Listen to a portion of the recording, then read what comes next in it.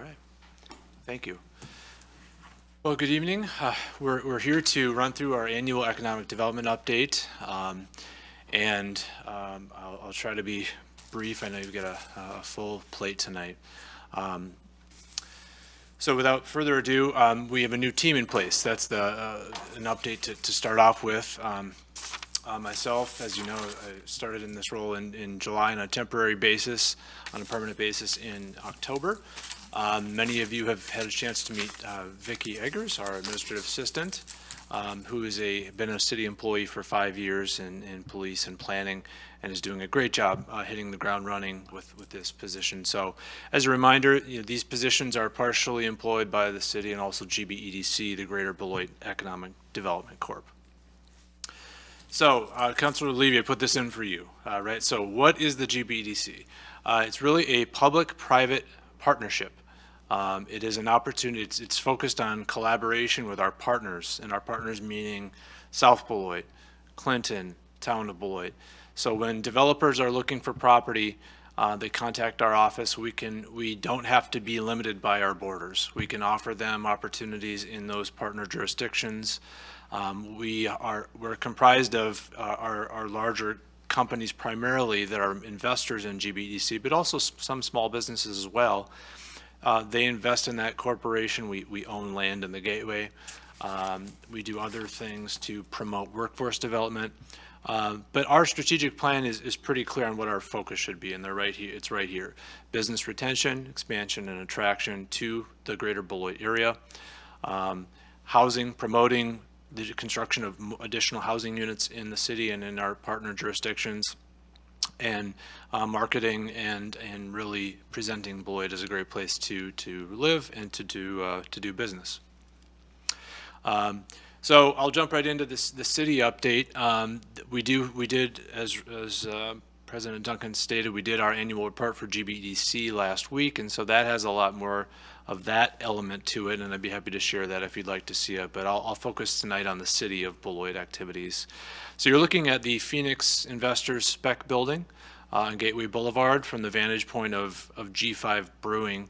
So this is a large building that is in the final stages of at least its initial build out. 500,000 square foot building. As you know, the city provided the land for this development at a discount to incentivize this development. It's addressed at 1901 Gateway Boulevard, 500,000 square feet. It is a spec building, so they're actively looking for tenants to lease this building. The initial build out of the shell of the building was a $19 million investment in Beloit. It is ready to go, and so they are actively seeking occupants for that facility, which is a very striking facility if you haven't seen it yet on Gateway Boulevard. Additional activity in the Gateway includes Chicago Fittings, a longtime Gateway occupant that is putting on a large addition to their facility on Colley Road. That's pictured in the lower left. That's a 51,000 square foot building addition. Across Colley Road and further east is Spraytech, which really rolled right from the initial build out into phase 2 with additional industrial dryers that they are building. Those are the taller portions of the building that you can see in the photograph on the lower right. That's a 60,000 square foot addition to that facility, around $3 million in building, and significantly more than that in equipment. Those dryers are quite an investment in terms of capital. So that project will roll hopefully into additional phases and not stop at phase 2. On Gateway Boulevard, North Star continues to expand. You all approved a PUD, a planned unit development, for the campus that is shown there in the lower left. Specifically, building BE4 is under construction right now with additional phases planned. That's a 30,000 square foot building with a material value of $12 million. Again, when you factor in the equipment value, it's going to be substantially higher than that. And they are discussing expansion further to the west as well on this facility. So they continue to evolve, and it's starting to feel like a real actual campus environment. Medical facilities, we have a significant investment on Freeman Parkway in the city of the Ortho Wisconsin Ambulatory Surgery Center. That's on the lower left. That's a $14 million building uh, under construction right now that you can see, and it's nearly complete. About 30,000 square feet. Will have a variety of operating rooms, exam rooms, waiting areas, and all of that, situated right on Turtle Creek in a very nice setting there. On the right, Beloit Health System invested substantially in the site around Beloit Clinic and made some serious upgrades there. If you haven't seen that, with lighting, landscaping, it's very walkable now. Connects to the sidewalk on Prairie Avenue, for example. So significant improvements there in terms of medical facilities.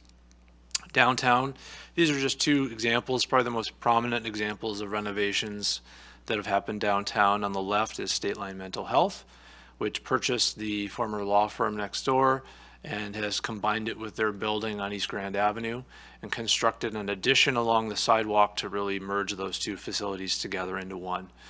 Very nice design on that building with some cool angles. That should be done within a month or so. On the right is Blue Collar Coffee, which relocated to this facility on West Grand Avenue, right along the river, with a very nice facade and upgrade there with a lot more space. Residential activity, 20 single-family home permits issued, primarily in Park Meadow North and Eagles Ridge. And then the photograph is of the Wright and Wagner's building, the second building. That's 83 rental units under construction. It looks different even now compared to when this photo was taken a week ago, as they finished the final floor. But that is a significant investment in downtown Beloit. Beloit Senior Living, that is on West Hart Road behind the former Shopco. They're putting a very nice addition onto that facility as well. And that facility will now have multiple kind of phases, so that residents who are in various stages of their journey don't have to relocate. They can move into areas of higher care right within the same facility. Other activity projects that wrapped up this year, the Beloit Meals on Wheels building on the right there, very nice facility on Maple, right across from the Boys and Girls Club, which officially opened in January of this year. Lower left, Quick Trip opened obviously on Prairie and Inman Parkway there. That's a photo of their grand opening, which was a much warmer day than today. So lots of activity in terms of commercial construction as well. And then these are all projects that are in various stages of review coming soon. The photograph shows Family Services Next Steps, which was on your agenda earlier tonight. North Star, which I touched on. Beloit Precision, they are in the industrial park and have plans for a 40,000 square foot building. Morse Group out in the Gateway is proposing a major addition. And we're still hoping to see Scooter's Coffee break ground near the hospital on Prairie Avenue next to Pizza Hut. The city hosted a major celebration that many of you attended for the USS Beloit crew, and that was a fantastic kind of 48 hours of their time in Beloit. We walked around downtown, met business owners there, toured Fairbanks Morse, held an open house at the fire department, and so forth. So we've got some photos of that night here, as well as some of the activities. The picture on the right is in the Ironworks Hotel, where they went to dinner after the ceremony, and the lower left is some awards given to Fairbanks Morse Defense. And then right outside our building, our room here, the dedication of the painting by Mr. Hines on October 17th, that is paired with the crest of the ship there. So another night celebrating the USS Beloit.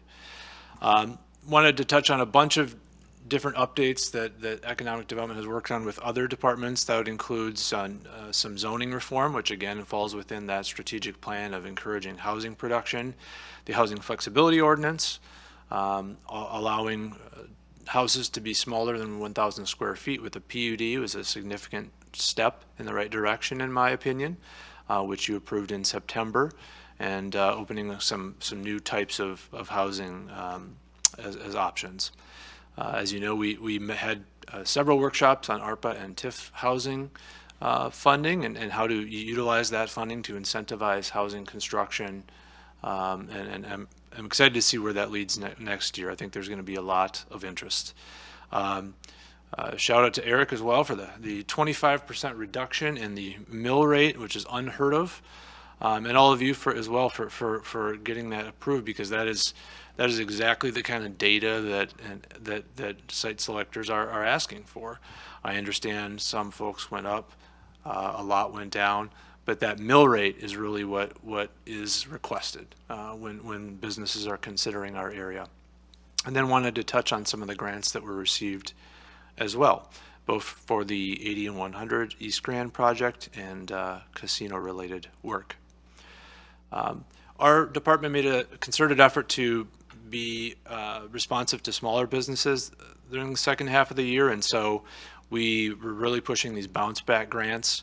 We know that several businesses were successful in getting them, and others are still waiting for theirs to be processed, so that's encouraging. That's a $10,000 grant from the state that we would support with letters of support. We've reestablished our regular meetings with our vision partners, including Visit Beloit, the Chamber, and the Downtown Business Association. We reopened our office for in-person meetings, walk-ins, calls, etc., and conducted roughly 170 meetings with businesses and partners engaged in economic development. So briefly, in terms of DBA activities, DBA rolled into all of their regular activities were back in person, more or less. 11 new businesses downtown, substantial investment listed there, almost 1.8 million. Really rolling into a lot of the regular activities that they were doing, facade grants, sign grants, etc. The events that are listed there are rebounding. They're not back to pre-COVID levels, but a lot of them are back to very healthy levels. For example, Oktoberfest, more than 500 people. Street dance, 1,700 people. That was a very successful night for them. Again, a lot of these are fundraisers for DBA, specifically to make all of their programming cash flow. So thank you to everyone that came out. So with that, be happy to answer any questions or comments you have. Otherwise, thank you for your time.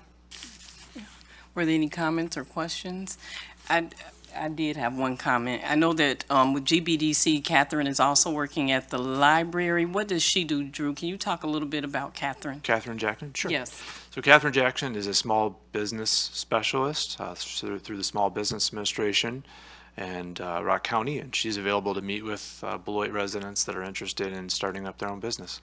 Yes, and I just want to thank you because people have been going to Catherine, and I also want to thank you for your help with the bounce back grants. There was letters of intent. There was nothing hidden about that. That was on our website. That was on our Facebook page. But I just mentioned that to say there was a gentleman who called me, and I had referred to you. You helped him, and he did the letter of intent, but he also just received an award letter that he would be getting that grant. So and he's a small business person, so that it's important that we have our big businesses, but our small businesses are just as important to make our city viable. So I just want to put that out there, Drew. So thank you. Great. Thank you. Councilor Day. Drew, I want to say thanks. You just eased right into this position, and you've provided some great leadership to pick up GBDC and push it forward. So looking forward to 23 with you in the leadership role. So thank you. Yep. Thank you. Councilor Blakely. I just wanted to thank you too, Drew. You've done a wonderful job stepping in as you did back in October. And what a beautifully positive report to have here at the end of our year.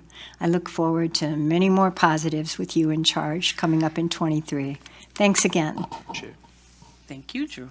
All right, thank you. Okay, we'll go on to our next